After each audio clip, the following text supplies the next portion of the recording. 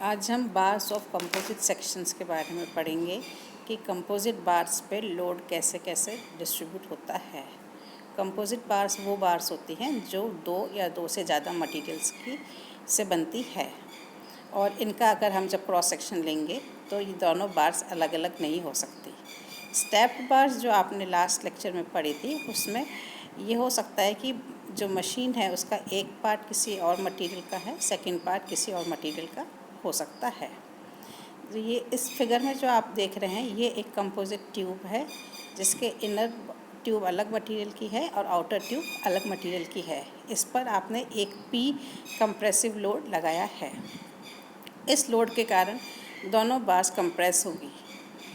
ये है कि जो आपने जो लोड लगाया है वो एक रिजिड बार के थ्रू लगाया है। रिजिड मतलब उसका क्रॉस सेक्शन जो उस पर डिफॉर्मेशंस नहीं आएंगे, तो टोटल डिफॉर्मेशन दोनों बार्स में सेम होगा और जो लोड पी एक्सटर्नल लोड है वो P1 + P2 यानी कि फर्स्ट बार और सेकंड बार के पे दोनों बार शेयर करेंगी। इसी के ऊपर एक न्यूमेरिकल है, एक कंपाउंड ट्यूब है, ट्यूब मतलब खोखली ट्यूब होगी, जो ऊपर फिगर दिया हुआ है वैसी ही एक ट्यूब होगी। कंपाउंड मतलब दो मटेरियल से बनी हुई है, जिसमें स्टील ट्यूब जो है वो 150 mm इंटरनल डाया है और 10 mm थिकनेस है, तो आउटर डाया इसका हो गया 170।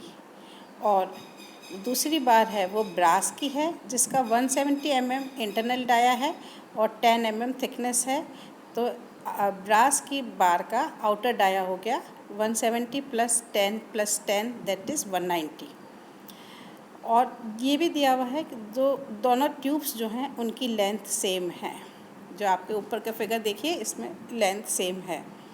जो कंपाउंड ट्यूब है उस पर एक्शियल लोड लग रहा है 1000 किलोन्यूटन का, पी की वैल्यू दी हुई है 1000। आपको निकालना है स्ट्रेसेस और load carried by each tube and the amount it shortens, कि कितने इनमें कंप्रेशन आ रहा है, कितना लेंथ कम हो रही है। लेंथ आपकी हर ट्यूब की दी हुई है 150 mm और ES स्टील का और ब्रास का दिया हुआ है। स्टील का है 2 × 10⁵ N/mm² और ब्रास का है 1 × 10⁵ N/mm²। सबसे पहले हमने निकाल दिया area of steel tube and area of brass tube. Steel tube का area π/4 D outer square - D inner square, ऐसे ही ब्रास के लिए निकाल दिया। फिर है स्ट्रेसेस और डिफॉर्मेशन, इनके ऊपर फॉर्मूला बनाएंगे हम लोग। तो load in steel tube plus load in brass tube will be equal to the total load, और दूसरा होगा Δ1 = Δ2। यहाँ पे लिखा हुआ है strain in steel is equal to strain in brass. Actually ये Δ1 = Δ2 है, क्योंकि यहाँ पे लेंथ सेम है इसलिए strain in steel is equal to strain in brass कर दिया है। तो आपने जब वैल्यूज़ पुट करी स्ट्रेन में, तो स्ट्रेन क्या होता है P1/E1 = P2/E2। तो P1 = E1/E2/P2। तो यहाँ से जब आपने वैल्यूज़ पुट की तो P1 = 2 टाइम्स PB आ रहा है। फिर load on steel plus load on brass is equal to total load, तो PS/AS + PB/AB = P। PS की जगह आपने लिख दिया 2PB। AS की वैल्यू आपने पहले ही कैलकुलेट की थी, वो वैल्यू पुट कर दी। PB की जगह हम PB ही लिखेंगे और एरिया ऑफ ब्रास लगते हुए P की वैल्यू जो आपके दी हुई है 1000 किलोन्यूटन, इसको न्यूटन बनाते हुए लिखा, तो इससे PB निकल गया। ये जो है ये स्ट्रेस है, इस स्ट्रेस को एरिया से मल्टीप्लाई करेंगे तो you will get the load. फिर आपको निकालना है decrease in length of the compound tube.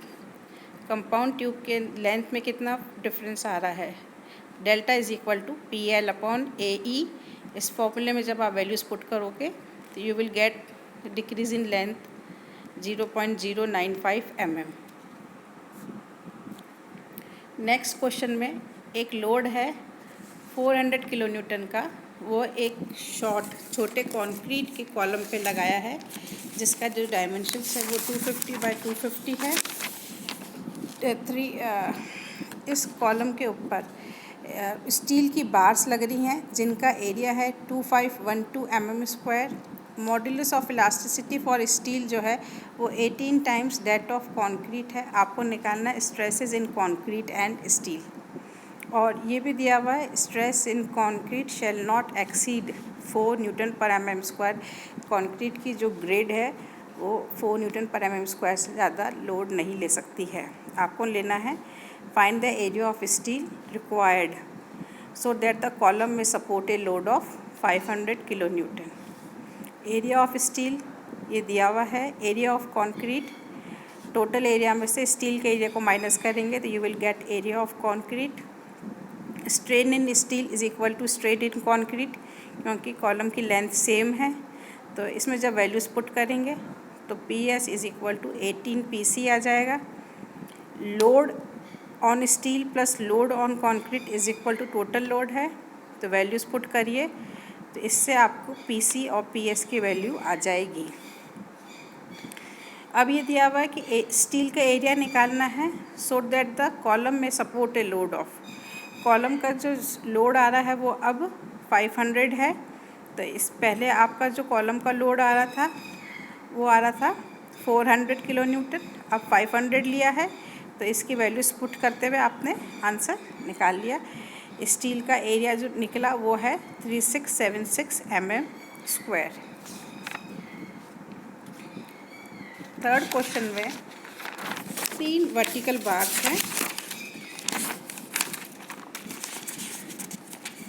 जिनकी लेंथ सेम है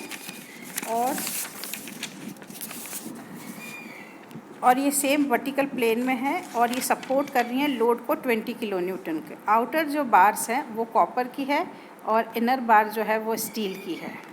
हर बार का एरिया 100 mm स्क्वायर है। आपको बार्स को ऐसे एडजस्ट हुई हुई हैं कि सारी बार्स में सेम लोड आ रहा है, यानी कि 20 किलो न्यूटन का लोड तीनों बार्स में इक्वली डिस्ट्रीब्यूट हो जाएगा। अब एडिशनल 20 किलो न्यूटन का लोड और लगाया है और ये जो लोड लगा रहे हैं ये हॉरिजॉन्टल रिजिड बार पे लगा रहे हैं, तो इससे जो स्ट्रेसेस आपकी वायर में जनरेट होंगे you have to find that. और आपको ये भी बताना है कि what fraction of the whole load is carried by the steel wire. ES और EC की वैल्यू दी हुई है। इनिशियल लोड 20 किलो न्यूटन का था, इसको तीनों बार्स पे डिवाइड किया तो इससे आपके स्ट्रेसेस आ गए। लोड अपॉन एरिया से स्ट्रेस निकाल दिया। अब एडिशनल लोड 20 किलो न्यूटन जो है वो स्टील और कॉपर की बार्स में डिस्ट्रीब्यूट हो जाएगा। जो इनर वायर है वो कॉपर स्टील का है, आउटर वायर्स जो है वो कॉपर की हैं, तो कॉपर को 2 टाइम्स कर दिया और स्टील को 1 टाइम कर दिया। ये है। और एक change in length steel is equal to change in length in copper हो जाएगा, तो वैल्यूज पुट करेंगे आप तो उससे आपका लोड आ जाएगा, तो लोड ऑन स्टील और लोड ऑन कॉपर वायर। फिर नेक्स्ट क्वेश्चन है 2 वर्टिकल वायर्स हैं जो कि suspended at a distance of 500 mm apart, figure में दिया हुआ है। इनके अपर एंड्स जो हैं वो सिक्योर्ड हुए हुए हैं और लोअर एंड जो है वो एक रिजिड हॉरिजॉन्टल बार जिस पे कि लोड W लग रहा है उससे सपोर्टेड हैं। जो लेफ़्ट वायर है उसका जो डायमीटर है 1.6 mm है और ये कॉपर का बना है। राइट हैंड जो वायर है उसका डायमीटर 0.9 है और ये स्टील का बना हुआ है। और दोनों बार्स की इनिशियल लेंथ जो है वो 4.5 मीटर लॉन्ग है।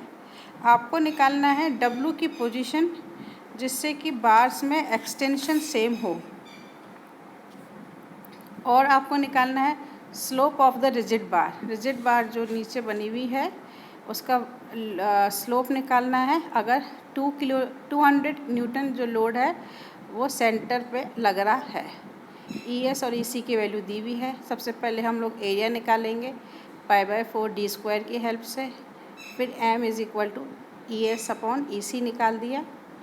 आप केस 1 जिसमें कि दोनों वायर्स में सेम लोड आ रहा है तो इसमें strain in steel is equal to strain in copper आएगा और ये वैल्यूज़ हम पुट करेंगे। Strain is equal to load upon E, तो आपने यहाँ से वैल्यूज़ पुट करी तो आपका स्ट्रेस का फॉर्मूला निकल जाएगा, Fs is equal to 1.615 Fc। फिर load on steel plus load on copper is equal to total load. तो फॉर्मूले में पुट करेंगे Fs AS plus FC AC is equal to W। इस फॉर्मूले में हम Fs की जगह 1.615 Fc पुट करेंगे तो W की वैल्यू के टर्म्स में Fc और Fs आ जाएगा। फिर केस B, इसके अंदर 200 न्यूटन का जो लोड है वो मिड स्पान पे ही लग रहा है और लोड इन ईच वायर आपको निकालना है। Delta is equal to PL/AE। P 100 दिया है, लेंथ दी है 4.5 मीटर्स, एरिया और E आपको दिया हुआ है। इसकी हेल्प से आपने स्ट्रेसेस डेल्टा निकाल दिए।